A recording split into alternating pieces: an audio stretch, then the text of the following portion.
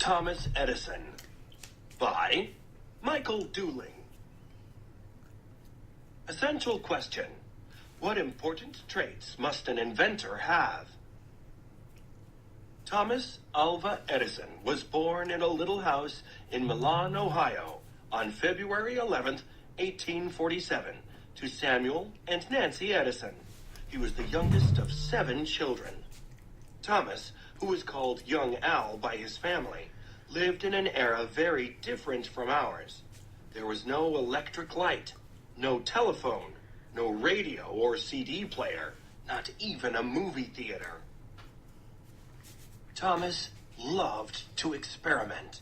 In 1856, at the age of 9, he turned his family's cellar into a laboratory, complete with test tubes, beakers, and whatever chemicals he could buy.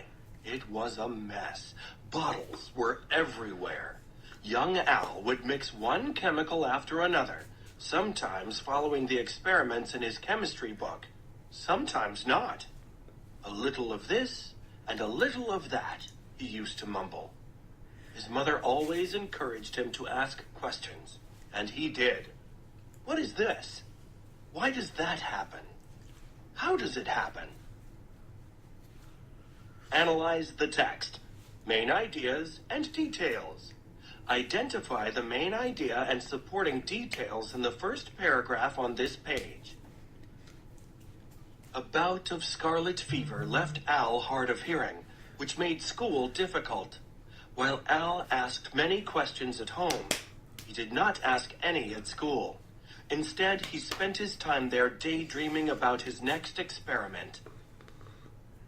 Al's mother, a former teacher, took him out of school after only 3 months.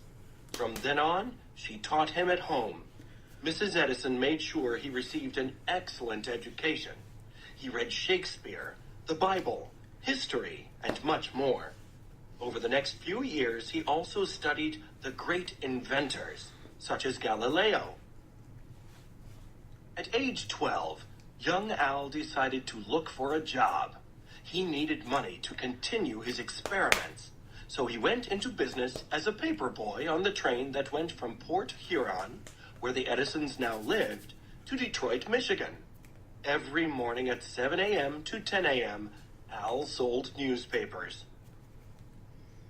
Then he spent all day at the Detroit Library, reading and dreaming about his next experiment.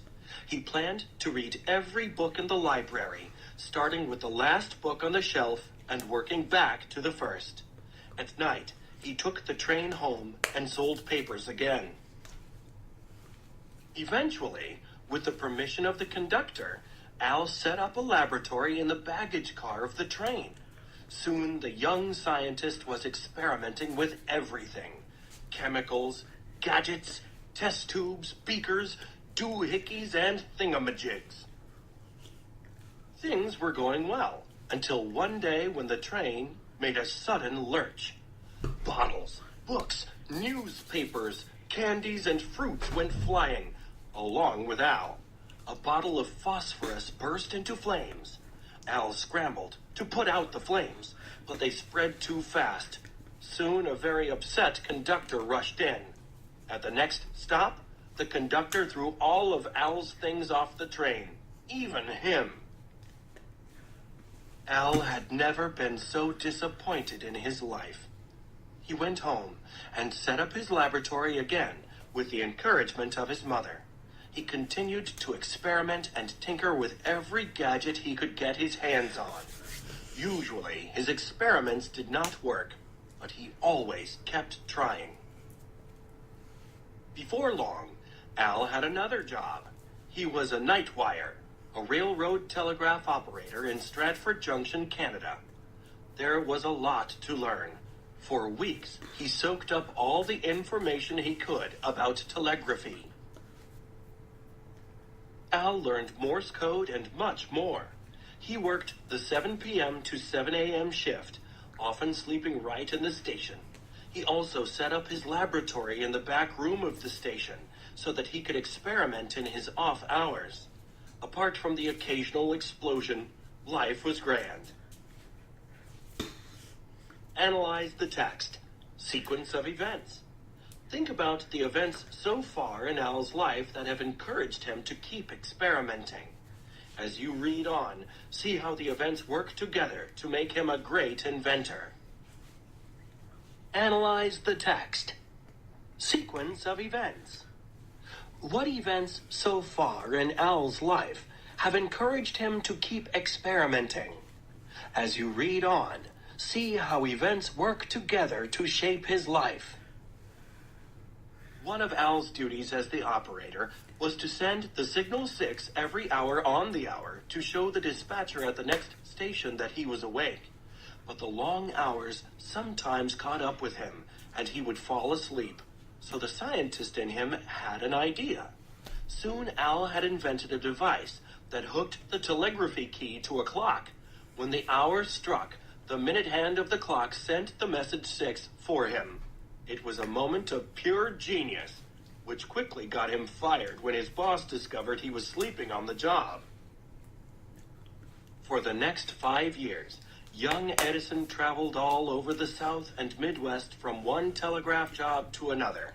He continued to try to find ways to improve the telegraph. At age 21, he made his way to Boston, Massachusetts, and started using his first name, Thomas. He decided that he was going to be an inventor, and he set up his latest laboratory. He wanted to learn all he could about electrical forces. His first patented invention was the electrical vote recorder. Unfortunately, Congress did not like his invention, and he could not sell it. Over the years, Thomas's hearing had grown worse. By now, he was nearly deaf. This did not hamper his creative abilities, though. In fact, he thought it even helped him to concentrate because he was not distracted by noises. It created solitude where he could tune out the whole world and think. In 1869, Thomas moved to New York City and then later established his laboratory in Newark, New Jersey. And then bad news came from home. His mother had died. Thomas, at 24, was deeply saddened. For a long time, he could not even speak of her. He would miss her letters, her advice and encouragement. He owed everything to his mother.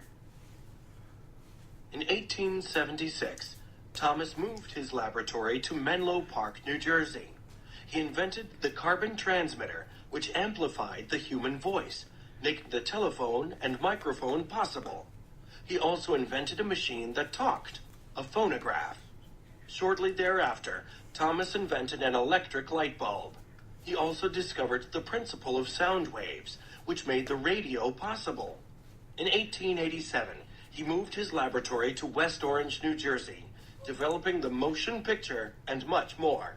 At one point, he had 250 people working for him and 45 inventions going. 1847 to 1931. Such strange, incredible inventions were coming out of his laboratory that people started to call Thomas the Wizard. He would live to be 84 years old and patent 1,093 inventions. Thomas would always remember his mother's encouraging words to ask questions. What is this? Why does that happen? How does it happen?